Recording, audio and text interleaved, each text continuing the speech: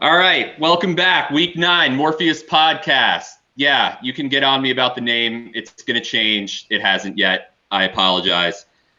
Joining Harry and me again this week is Prop Holiday, Bob Stanley. What's going on, guys? Bob's going to talk to us about his prop picks for the divisional round. So we're going to talk about the 4 divisional games, wagering, props, and if we have time, we're going to get into the brand new head coaching situation for the New York Football Jets. But let's jump right into this. Bills-Ravens in Baltimore. Josh Allen going on the road, giving 2 points to the reigning MVP, Lamar Jackson, and the Baltimore Ravens. So, Harry, let's start on the big one. Can the Bills keep it up? They looked not quite as Buffalo Bills-ish as they had last weekend. Who do you like in this game? Who do you like with the spread? Well, the big thing I think last weekend was obviously the Bills' defense. They didn't register a sack or an interception. They recovered a fumble, I believe, so at least one turnover.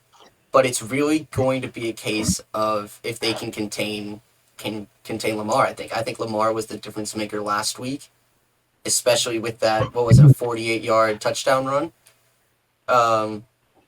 And I think that the Ravens are going to give the Bills the opportunity to have a bounce-back game. I mean, Lamar sacked 5 times last weekend against the Titans and didn't threw for under 200 yards. So I think if they can get the pressure that the Titans did, which I don't think is a big ask because the Titans' defense, I don't think, is even close to the Bills' defense. I think the Bills come out on top. I think 2 points is an easy spread for me to take for the Bills, and I think this is going to be the most exciting of the 4 games we have this weekend. So, Bob, we were talking about this right before. We have a different prop for you to talk about, but we actually were talking about this before we came on the air. You were saying that a prop that you might want to fade is Lamar Jackson's rushing yards because you agree that the Bills have the ability to get way up on the Ravens, and you think that that might hurt Lamar Jackson's rushing yards. I'm actually of the opinion that there is no time when Lamar Jackson's rushing yards are really in jeopardy because anytime that you blitz him, as long as the Bills don't just drop back into a full-on all-the-time zone, Lamar Jackson has the ability to break the pocket and run for 35 yards, and you know, that's a lot of your over-under right there. So let's start off with your thoughts on Lamar's rushing yards as an over-under, and then move to your particular prop pick for this game. Sure. I mean, the Lamar prop, it comes off as a bit of a trap because if you look at his rushing yards throughout the season, the line started around 50 a game, 55 a game, and now it's ballooned to full-on running back status. So I'm not sure where the line ended up at the moment. It's probably around 76, 77, 78. I see 75 and a half right now with juice on the 75 over. and a half. He definitely has the ability to break one for 40 or 50 as we saw last week. But I think bookies know that this is the fun bet to play. Can Lamar take off? Can he be the Michael Vick and give us the wow plays? I do see if they get behind early, he's going to have to throw the ball more. And I also think we're going to see a little bit more of J.K. Dobbins, which could take away some of the runs from Lamar, some of the scheduled runs from Lamar. But as you pointed out, if the pocket breaks down and they're dropping back in coverage, trying to prevent the deep play, he can certainly take off, pick up 10, 15 yards with his feet. It comes off a little trappish to me, just how high it is. But it's just something I would stay away from. It's not something I feel positive for or against in either direction. All right.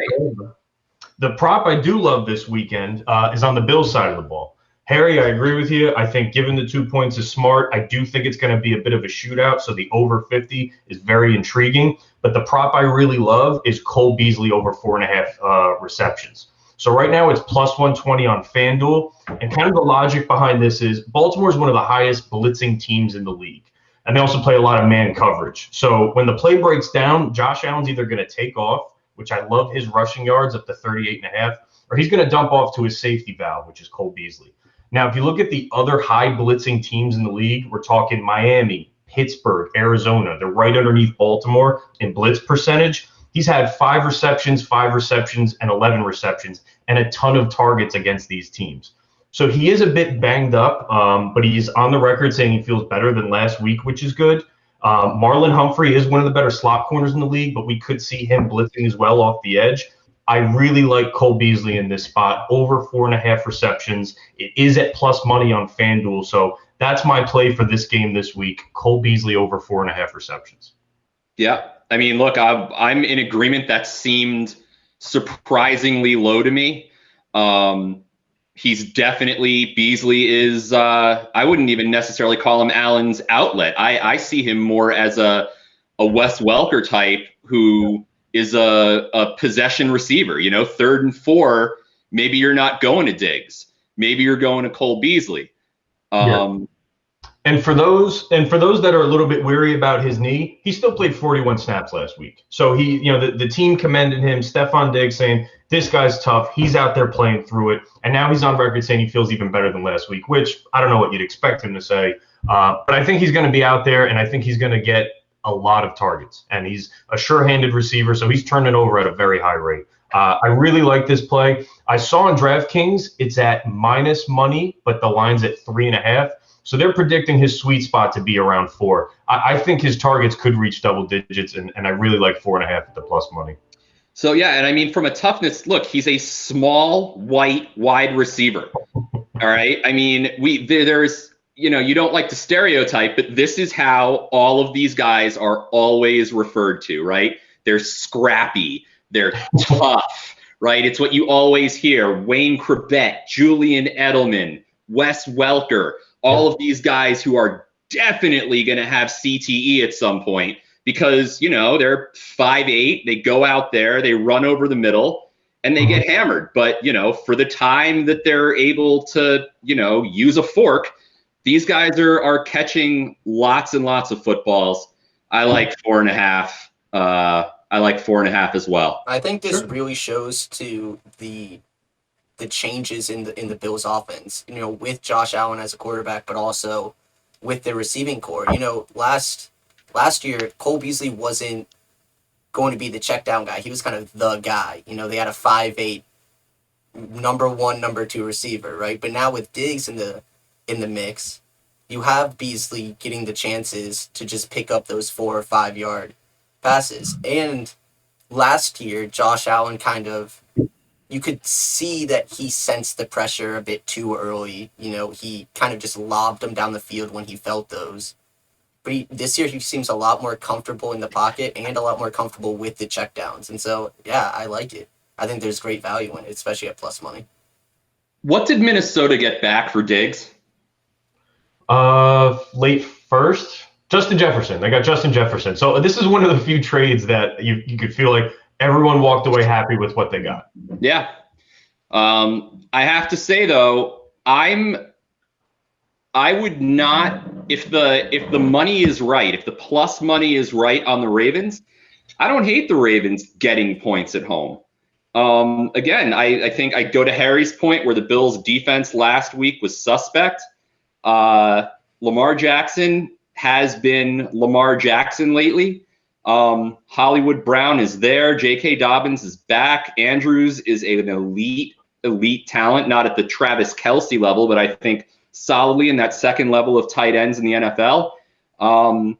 If the money is right, I wouldn't mind taking the Ravens as a home dog. I wouldn't mind taking the Ravens money line. It's in Orchard Park. Not me at all. The game's in Orchard Park. Oh, well, then who is it on our staff who, when they listed this game on our sheet, put the Bills first and the Ravens second, which is the international sign for the second team is the home team? Was that you, Bob? Me? No, it wasn't Bob. It wasn't me. It wasn't either of the interns. Shit. Harry, can you look into... Oh, I know who it was who just made me look stupid for the last 10 minutes talking about how the Ravens were at home. Bills are ranked higher than the Ravens. Sorry about that. I'm sorry that I have faith in you. I will learn better next time. Yeah, and it's not even like we're going to do like the clap thing where now like you edit it and we go back and do you want everyone to know my shame? Now we're just stuck with me looking like an idiot. Well, even though it was a wrong point, you bring up a good point. that location, right? It's going to be like mid to high 20s in Buffalo. There's a chance of snow, as there always is in Buffalo. I saw Lamar said he's never played in the snow. That could, if it's snowing, I'm taking Bills minus 8. Okay, that's an excellent backpedal. And we'll move on to Chiefs Browns, which you also listed with the Chiefs first. We've been over this.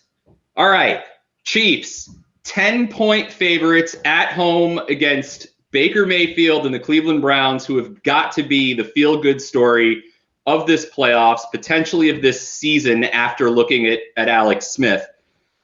10 points. So I know how I feel about this one.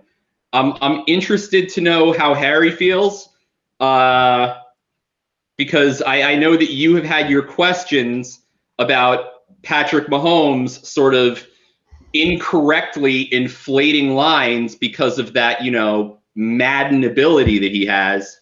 The Browns coming off of a convincing win at Pittsburgh. Who do you like? Chiefs giving 10 at Arrowhead. Well, I know me and you have talked about this a lot in previous episodes about double-digit spreads. And I think they're even scarier going into the playoffs. I personally like the Browns plus 10 here. Going into Arrowhead, I just wasn't convinced with the Chiefs for the second half of the season. They hadn't won a game by more than 6, I think. It's since week 8, yeah. I don't think Mahomes. I think this line brings in the Mahomes factor, but I haven't been seeing it in the second half of the season. And I think it's all going to come down to the Browns' D to pull off some 1 or 2 big plays to give Baker the ball back and to keep this game close. So I agree. I've been all about how the Chiefs' spreads have been too big. I took the Bears for this reason last week, getting 10.5 against the Saints.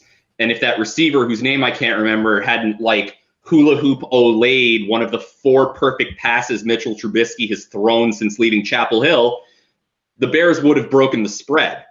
I just haven't seen the Chiefs offense looking like the Chiefs offense. And maybe they've been like LeBron James. They were just kicking back the last 5 weeks of the season. And now Cleveland's going to come to town and the Chiefs are going to blow them out by 30. I like the Browns getting 10. I like Baker Mayfield. I like their coach coming back, their facility open. They're definitely, more than any other team left in the playoffs, going to be the ones who get to play the nobody believed in us card. I like the Browns. Why don't we move to Bob, your prop pick, because I think my guess is, not having discussed this with you, this prop pick informs your spread pick. Yeah, so you pointed out correctly. I'm in agreement with the both of you. I think the Browns plus 10 is too much, and it is showing Mahomes getting kind of this LeBron treatment where he's going to go into the playoffs, he's going to flip a switch, because what we've seen from the Chiefs probably the last 7 or 8 weeks is not indicative of a 10-point spread.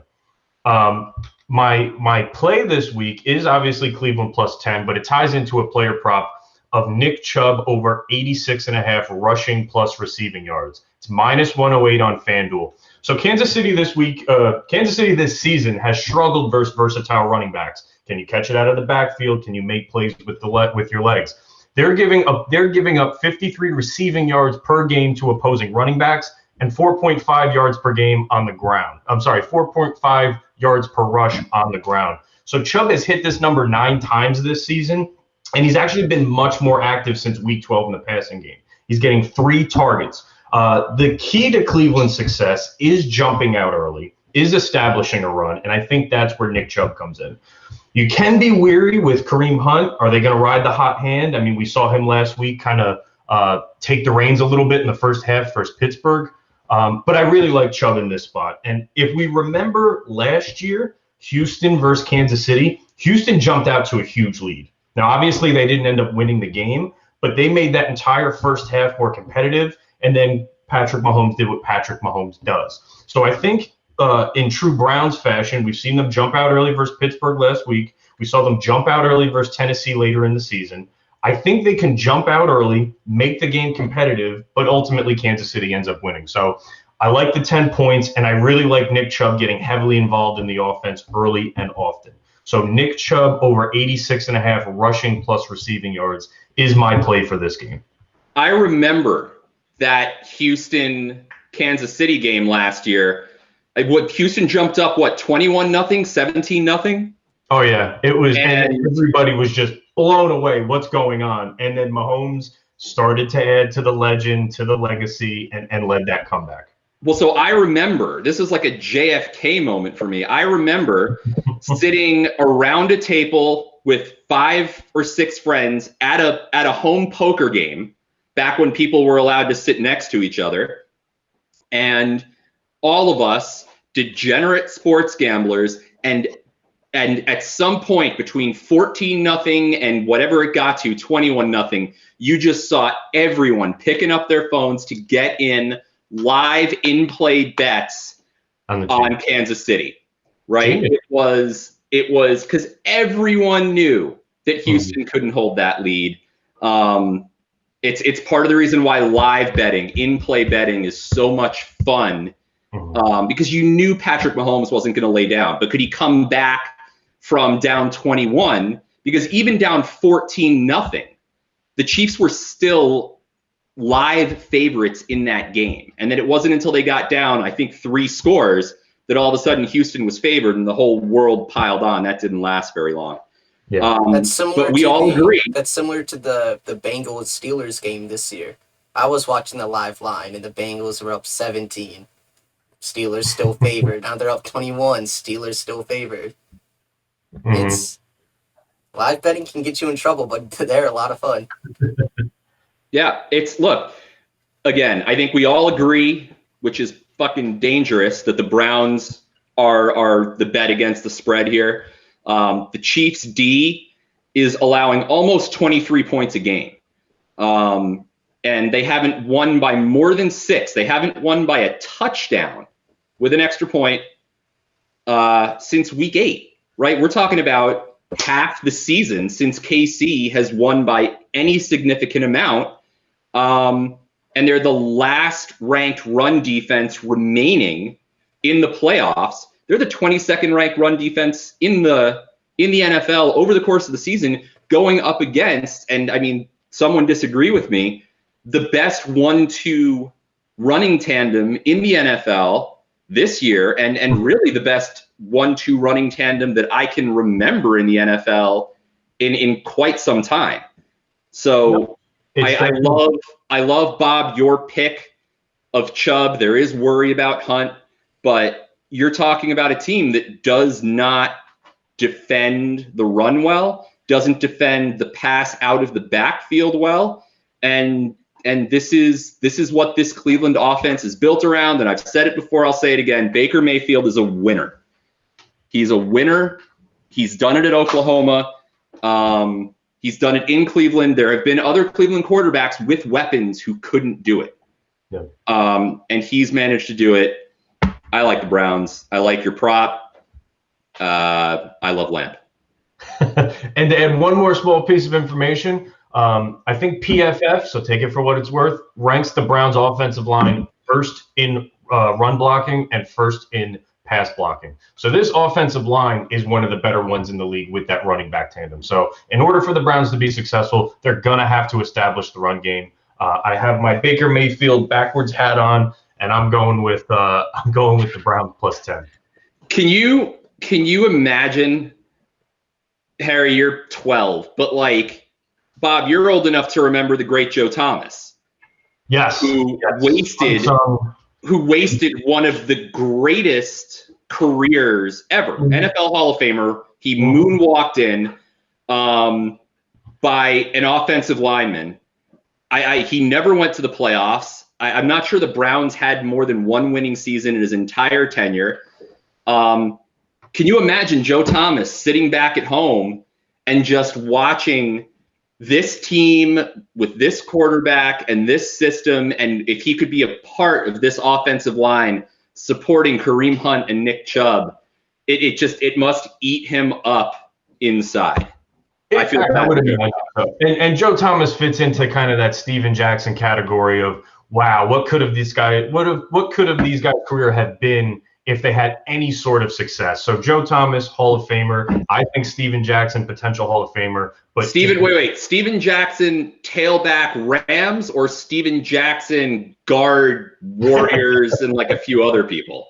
San Antonio. Yeah, Steven Jackson, running back Rams. He pieced together a hell of a season a hell of a career with terrible teams in true Joe Thomas fashion. So, no, hats off to Joe Thomas. I hope he's watching at home and happy for his team. But he definitely wishes he could have been a part of this. This Browns organization is really embracing the underdog, no pun intended, the underdog mindset. It's us against the world. Nobody gives us a chance. And who better than Baker Mayfield, the walk-on quarterback, to be leading them. So I'm riding high on the Browns. I don't think they pull off a win, but I think they make it very close.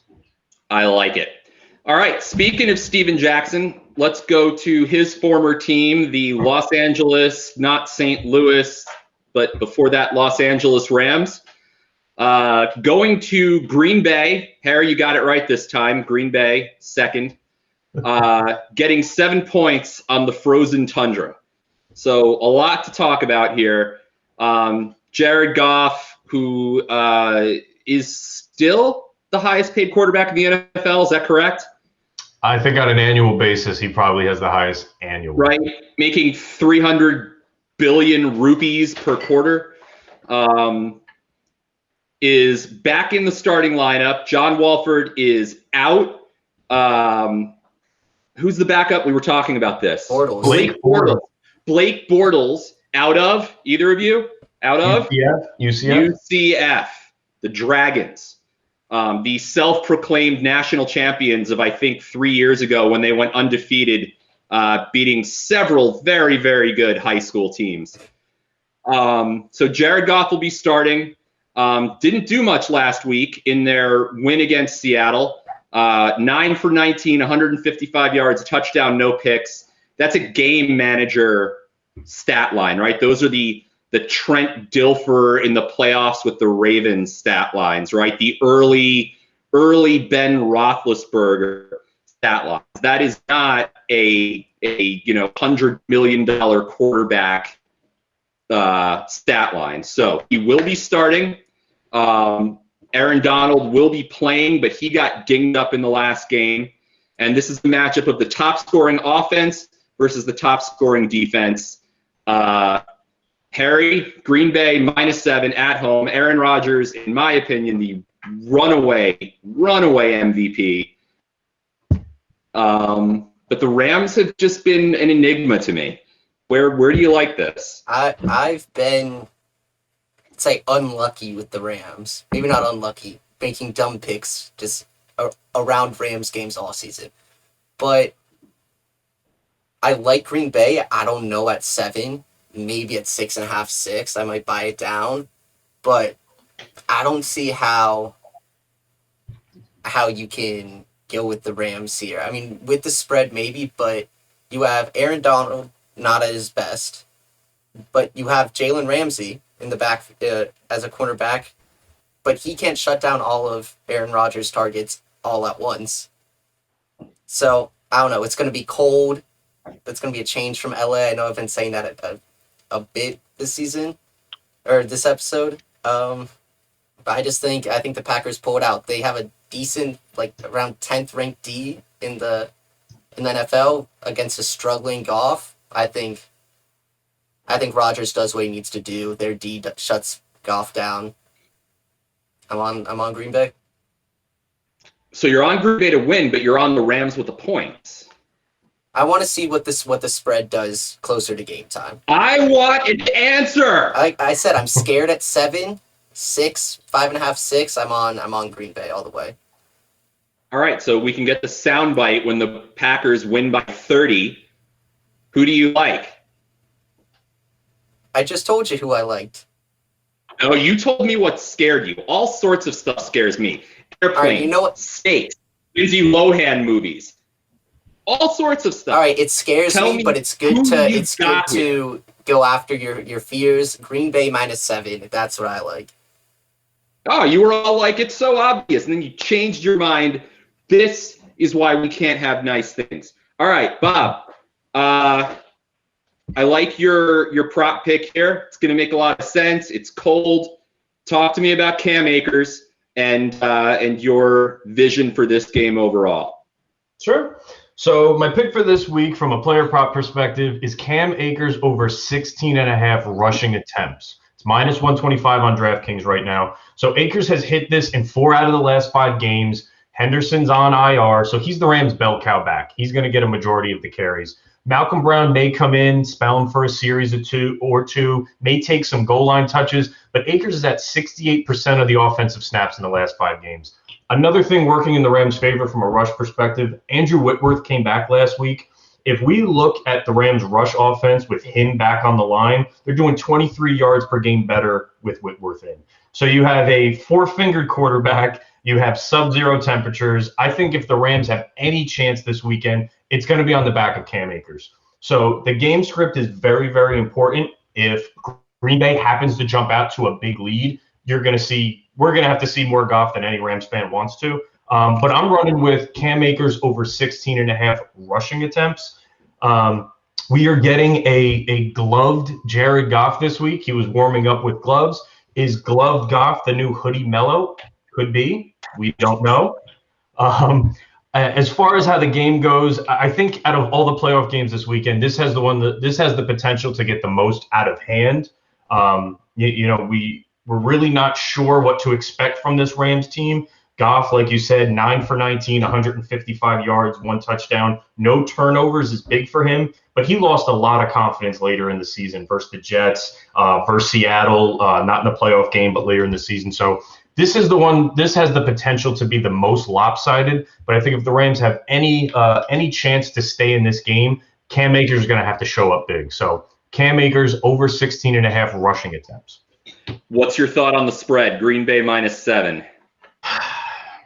I would lean Green Bay -7. That's my lean. But it really depends how the game script goes. This could get out of hand early where Aaron Rodgers is, this is my season. I'm an MVP. And I'm going to show you this is going to be my Super Bowl year. So even though the Rams defense is playing out of this world and Jalen Ramsey hopefully will be tailing Devontae Adams, he has so many other weapons that he can attack. I mean, Lazard, Tunyon, they're playing very well this season.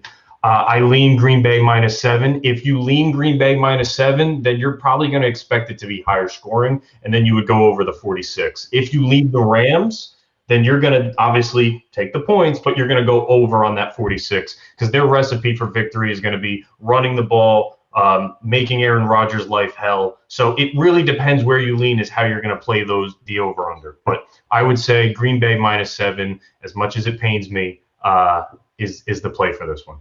That's right, Bob. The diehard Los Angeles, not St. Louis Rams fan.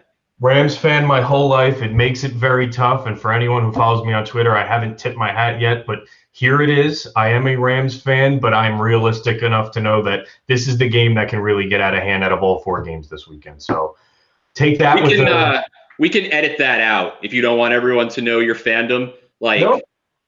Or you can just lie, right? Like there's been a very, exposing our guests. That's our new bit. Expose guests. Yes, exposing our. This is like Donahue. It's probably fairly obvious when you're getting 2 Rams picks from me per week and not any other team. But I can take my fandom aside and say the better play this weekend is probably Green Bay -7. Excellent. All right, so now we have the Bucs Saints. You guys know I felt that Tampa was underrated. I took Tampa to win the Super Bowl at 20-1, so Harry's going to owe me $2,000 when it happens. So many weapons, good defense, good pass rush, coach with a Kangol hat on. But sufficiently unimpressive the last 2 weeks. Was not as convincing as I thought they were going to be walking into FedEx Field and getting the win, and got smoked by the Saints in Week 17, and although that was a close game until the fourth, we're not used to seeing Tom Brady teams struggle toward the end of the season. But the big story here, whether it's the big story or not, it's at least the popular story, is the sweep. The Saints have beaten the Bucs twice this season. This would be the third time, and the popular understanding, the mythology is that it is very, very difficult to beat the same team 3 times in a season. The reality is that's actually not true. 66% of the time since the merger in 1970, the team going for the sweep has completed it 2 out of 3 times. So over that 50-year span, 21 playoff games where one of the teams was going for a 3-game sweep, and the team going for it won 14 times, 2 out of 3 times. Of those 21 games, the team going for the sweep has been at home 17 times, as the Saints are, and they're 12-5, a little better than 2-1. Advantage to the Saints again. And of those 14 teams that have pulled off the sweep, 6 of them have gone on to the Super Bowl. So the idea that this is some Herculean task because of the familiarity with what the Saints do, the numbers don't actually speak to that. And if we want to, narrow the time frame a little bit, over the last quarter century, 12 teams have gone for that sweep, and they're 9-3 in those games. The last team to actually pull it off was the Saints in 2017, who beat the Panthers, and the last team to avoid it was in 2007, where the Giants went into Dallas as the wild card team, having lost both regular season games to Tony Romo and the Cowboys, and ended up winning in Dallas and then going on and winning the Super Bowl. So, it's not automatic, but this idea that beating the same team 3 times in a season, even if they're a divisional opponent,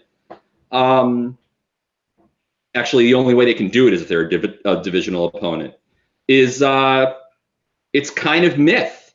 So I don't know what you guys think. I don't think that plays into this that much. It's an interesting stat, but I think it's overblown. Bob, what's your take on the whole sweep statistic? Normally, I would always agree with the data. You can't disagree with the numbers. Going into this game, I am favoring Tampa as an underdog to win outright. I think all numbers get put aside when you're talking about Tom Brady. It's a tough one. I've lost a lot of money over the last 20 years betting against Tom Brady, and I won't do it until he proves me wrong. I am leaning Tampa Bay here. The only thing that scares me is a suspect Tampa Bay secondary. This is something that Drew Brees can take advantage of. I think Tom and Drew realize this is probably their last outing together with Drew Brees retiring. Drew Brees is going to go down swinging. I think the Saints are a cursed franchise. We've seen it with the Minnesota Miracle. We've seen it with the phantom pass interference call. I just don't see Drew Brees going out a champion like most do. I lean Tampa Bay this week. With that secondary in mind, though, I don't have a firm play for this weekend. I don't have a firm play for this game. I am very curious if Emmanuel Sanders or Jared Cook will step up as a secondary option, with Mike Thomas garnering a lot of attention from that secondary. So they are weak. They can be, they can be exposed. They have been exposed throughout the season. So Emmanuel Sanders' line is at 42.5. I kind of like the over. Jared Cook at a very low 30.5. He has these weird games where he will go quiet for 5 or 6, and you forget he's completely on the Saints team, and then he's blowing up for 80 or 90 yards and is just the main target of Drew Brees, especially in the playoffs. So Jared Cook over 30.5 is very, very intriguing against this secondary. But as far as a game lean, I'm not betting against Tom Brady, and I like them as an underdog money line. So I think I agree, but that's not so much about you respecting that the sweep is difficult. You're just looking at Tom Brady and saying, no way does Tom Brady get beaten by Drew Brees in the playoffs. Like this isn't about the streak. This is just Tom Brady. every stat you gave me is 100% accurate and makes a bunch of sense. I'm not betting against Tom Brady. Until I see it, I will not bet against Tom Brady. So I've done it too much. I've lost enough. This is a money line underdog on the road pick. And if you're going to do that with someone, why not with the Wonder Boy? Harry, you got a lot of money riding on someone stopping Tom Brady at some point. What do you think about this game? We've got two very good teams lining up. Tampa Bay was third in scoring offense and eighth in points allowed during the season. New Orleans was fifth in scoring offense and fifth in points allowed during the season. But remember, Taysom Hill was under center for a lot of those games. In their last three, it was 40 points a game for Tampa, which is first in the league, and 35 points a game for New Orleans. You're talking about two teams that are putting up a lot of points, but two solid defenses. So where do you see this coming down with the spread? Well, first of all, I like over 52. Just to put that out there first and foremost, I think that's a much safer play. Maybe it's my youthful ignorance, but I'm betting against Tom Brady here. I think so silly. I think that we've seen this season that it was more Tom than it was Belichick, right? But there's no denying that Belichick is a different animal when he gets to the playoffs, the preparation, the game plan he has. And I don't know, the Bucs defense scares me with what they let up last week with a part-time college student. First, and now they're up against Drew Brees, who hasn't been, there's been games this season where he's old Drew Brees and throwing for 450 yards, but he's been dishing off to his running backs, letting other people carry the load. But I think this is his swan song. I don't know what happens after this week, but I think honestly, in Brees' eyes, this might be the Super Bowl. What's better, beating Brady one last time? Like, I don't think there's any more motivation than that. And I trust him, especially -3 at home. Their other two games, they've won by, 11 and 35? And I know playoff Brady's different, but I think a lot of playoff Brady is playoff Belichick. And I trust my boy Brees here. All right, are you going to give me the line and the number? Because I'll take the Bucs -3 at plus whatever. It's Bucs +3. It's right. Saints -3. I'll take the Bucs +3 at whatever the odds are. You want to give me that? Well, do you want to just do straight up so there's no juice on either side? Okay. I'll take 100 here. 100 down. $100,000. Oh, I thought you said yes, $100,000. 100 down. 100. I'll take that. Okay, you're already gonna owe me 2,000 when Tom. What? Oh man, I can't wait. But I don't like. It's so hard for me to root for him, except that the Giants beat him twice in the Super Bowl. So it's kind of like, I feel bad for the poor guy in his lonely life. It's gonna suck losing two bets on one game though, one future and one. Yeah, well, all sorts of stuff sucks. All right, those are the 4 divisional games. I want to switch to something that is not so much sports betting focused, although we can focus on how this is going to affect one of the two most money-lined dissed teams in the history of the NFL, the New York Jets. The Jets hire a new coach, Robert, is it Saleh? Saleh? Not positive. Saleh? Pronunciation, not positive.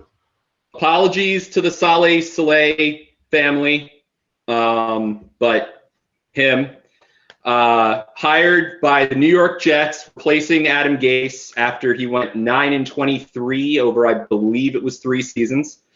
Writing was on the wall for Gase. You can go back and forth about whether this was fair, whether he had enough of a shot, whether the Jets front office put him in a position to win. But Robert Saleh, he's here. Former, now 49ers defensive coordinator. Came in, inherited the worst yards allowed defense in the NFL, and pretty much overnight turned them into a top 5 defense over the past 2 years. And they were 17th in scoring defense this past season, riddled with injuries, in a tough NFC West division. He was well sought after. The question is, and he's going to be bringing in Mike LaFleur, brother of Matt LaFleur, no relation to Guy LaFleur, as offensive coordinator out of Green Bay. So what are we talking about here? Everyone who I've spoken to says that his style, coaching style, and his attitude and his personality most closely aligned with Pete Carroll. Let's start with that. What does it mean being compared to Pete Carroll, Harry? When you hear that, what does that tell you about the new Jets head coach? Well, first and foremost, I think it brings along a demand for respect, right? I don't think you've ever seen an incident with Pete Carroll where a player's been out of line or there's been locker room drama. And I think, honestly, that regimen in the demand for respect is what the Jets need, right? Ever since Mark Sanchez getting punched in the locker room by his own teammate, I don't know if that locker room is like back all the way back then. I don't know if the locker room's ever been a cohesive unit that's played for one goal and for a win. I think their coaches haven't been strong enough to bring the teams together. And Salah taking one of the worst ranked defenses to one of the top 5, I think that shows that people are willing to buy into what he's bringing to the table. And so But can you take? So I think that they can talk about Pete Carroll's system, right? And Bob, I'll talk to you about that in a sec. His personality, his character, the way he handles, a player's coach. But Pete Carroll came out of USC just in time, by the way. He got out of Dodge, having had USC be the most dominant program of the decade. Reggie Bush, Matt Leinart, Mike Williams, Troy Polamalu, multiple national championships, and then went to Seattle. He had his not great NFL shot with the Jets before USC, but Pete Carroll came in as a proven winner, B, an elder statesman, right? Pete Carroll started coaching the Seahawks somewhere in, I think, his 50s or 60s. And came into, while not a terribly good team, a team with some veterans on it.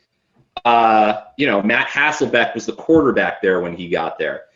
This Jets organization, Robert Saleh coming out of, a defensive coordinator position as good as it was, he's young, he hasn't won anything, and he's not walking into a locker room where he can lean on Vinny Testaverde and say, be my leader in the locker room. I don't know if you can impart that sort of respect onto him just because Carroll had it. Bobby, what do you think about the system and whether this will work and really sort of, is this a fit for the Jets? I think this is great for the Jets. I think this is a great signing. So if you look at Pete Carroll's system and kind of how Robert Saleh, that differs just a little bit. So Saleh's going to have 4 down linemen instead of the 5 that Pete Carroll uses. He's going to drop 4 deep in coverage and keep 3 underneath. It's perfect for passing offenses today. You want to keep everything in front of you. You want to eliminate the big splash play. I think this is great for the Jets. Bringing over Mike LaFleur is huge. So he's part of that Shanahan, McVay, Matt LaFleur coaching tree. We're going to see a lot of play action passing. I think this, from what I've heard, I've read some things, I've talked to fellow Jets fans. It's sounding like they're leaning towards keeping Sam Darnold, and this offense is perfect for him. If he's getting in that play action, he does have the ability to make some plays with his legs for those that remember this year. As far as changing things immediately, I expect Saleh to probably bring in a couple vets on the defensive side of the ball from San Fran. A couple guys are up in free agency this year. Maybe a Richard Sherman, maybe a Solomon Thomas, Jaquiski Tartt, Jason Verrett. You bring in 1 or 2 of these guys, really help them be an extension of the coaching staff in that locker room and implement the defense. And if you're trying to make changes quick, a quick turnaround, it really is bringing in a defensive coach and changing on the defensive side of the ball. So I think this is great for the Jets. It questions what they're going to do at number 2. So if they're leaning Darnold, Do they stay put, take the tackle out of Oregon, who's supposed to be the Sewell, I think supposed to be the best tackle prospect to come out in a decade, or do they trade that and completely revamp that team? So this is awesome for the Jets. I'm happy for fellow Jets fans that I have, and excited to see how quickly they can turn it around. And as far as personality, this is a guy who runs the stadium steps 2 hours before every game. He's jacked up. He's going to completely change that franchise's attitude, and he's going to change that locker room very, very quickly. Robert Saleh, all jacked up on Mountain Dew. So for me, my whole family is Giants fan. My sister is a diehard Jets fan. Went to school and was friends with DeBrickashaw Ferguson, and that turned her into a Jets fan, and that's fine. Like the Giants and the Jets, I think Giants fans root for the Jets when they're not rooting for the Giants. It's not like necessarily Mets Yankees, but the idea that the Jets would trade away the number 2 overall pick is insane to me. The idea that they would take a quarterback is even more insane. Why not give Darnold a shot? But even if you don't love Darnold, this is the same issue with the Giants and Daniel Jones. Other than Trevor Lawrence, is there anyone in this draft who you're looking at and going, we will not get another shot at a talent like this? Like, we are not going to see another Justin Fields. We are not going to see talent like that. We got to get him while we can. I don't think so. I think that the Jets probably aren't going to be a playoff team right away. They're probably going to have another top 5, 6 pick next year. There are other quarterbacks. If you don't protect your quarterback, it doesn't matter who you have back there. Get the cornerstone of that offense. Go and get that tackle to protect your quarterback, whoever it is, for the next 10, 12, 15 years, and then maybe Sam Darnold can go out and win you some football games, and it doesn't matter that he's not Peyton Manning or Tom Brady. We have seen all sorts of non-Hall of Fame quarterbacks win championships because of supporting cast. Trent Dilfer did it because of his defense. Brad Johnson did it because of his defense. Going further back, Phil Simms isn't in the Hall of Fame. There is no reason not to take a big, amazing offensive lineman at 2, and then they have the 23 pick to go out and get someone else. $71 million in cap space, all sorts of room for Jets GM Joe Douglas to work. I've got to think that offensive line pick at 2 is the right one. But let's talk for a second about sort of the Jets situation and what Saleh is walking into. So, Harry, they're quoted.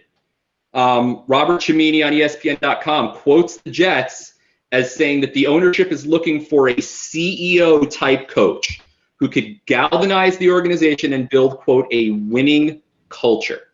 So that's all well and good. It sounds great.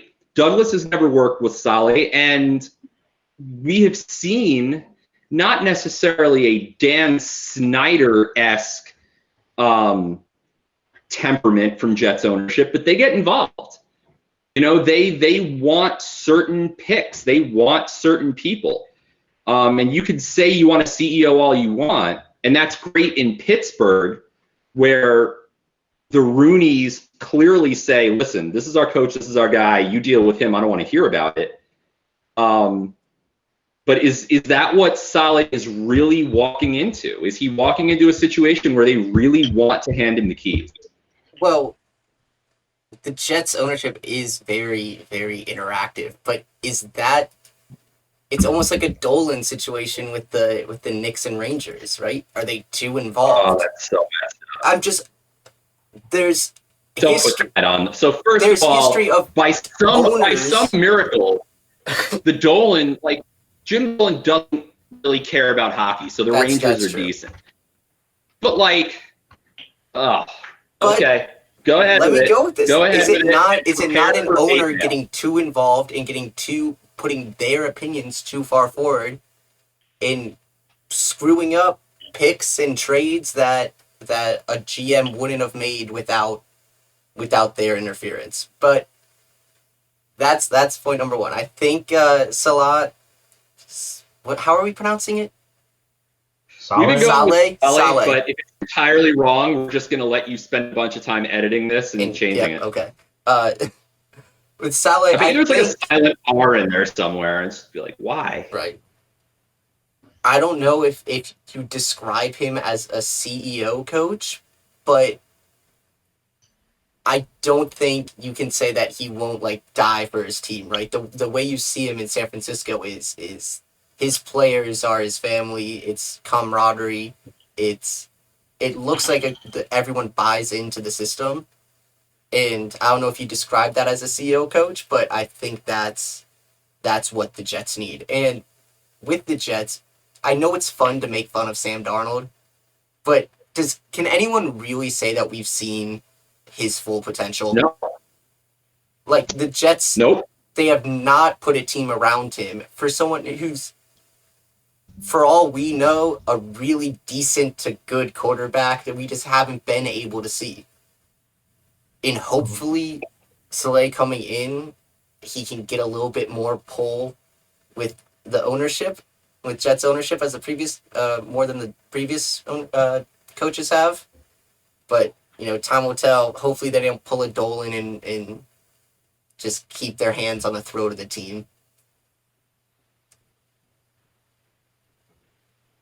I mean, I agree. I don't think that Sam Darnold has gotten a fair shot. I think that it'll be good if they can draft that end to protect him and give him a fair chance. Yeah. So yeah, all right. Well, that's the end of our divisional run through. It brings us to our favorite part of the show, begging rich people for money. And this actually just came to me. This week, we are going to beg St. Louis Cardinals owner Bill DeWitt for money. And this is why.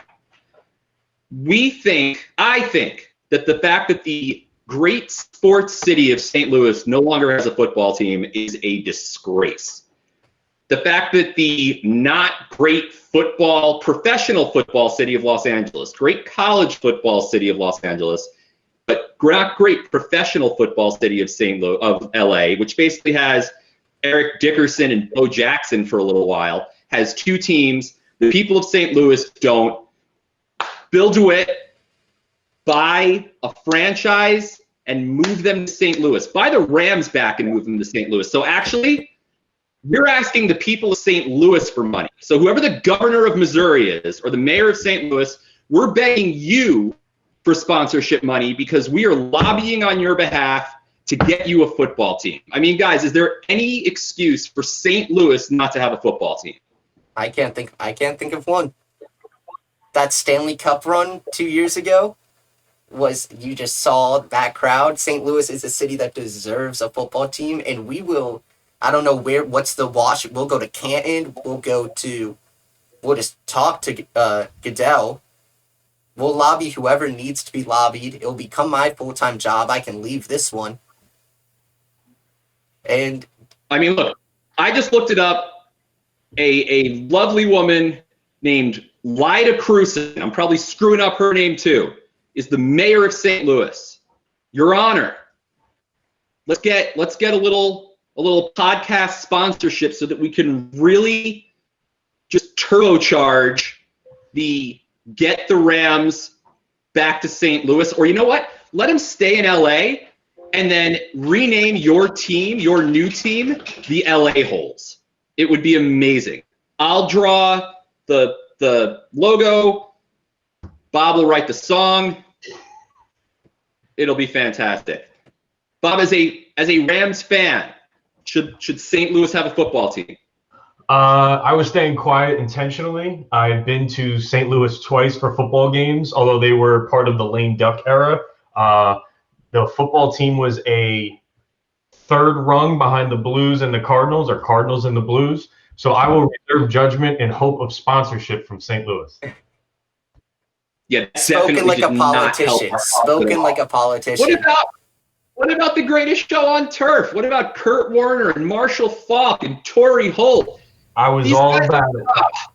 You would you would think you would think that the town would know that having an NFL team is an honor, but I didn't see it later in the season. I couldn't find I couldn't find any Rams gear in local stores.